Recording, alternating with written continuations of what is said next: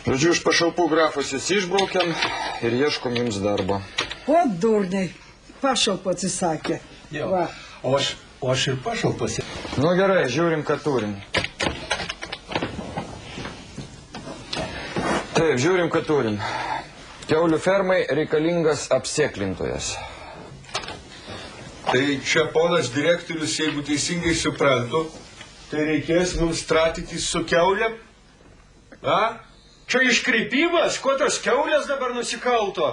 Ne, čia reikės tik tai kuilį vedžioti. Daugiau nieko. Nu, bet matau, kad šitas darbas jums ne prie širdies.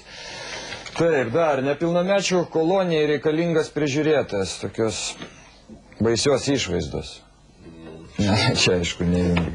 Taip, Prienų darbo biržai reikalingas direktorius. Čia aš pats paimsiu savo antrą etatą.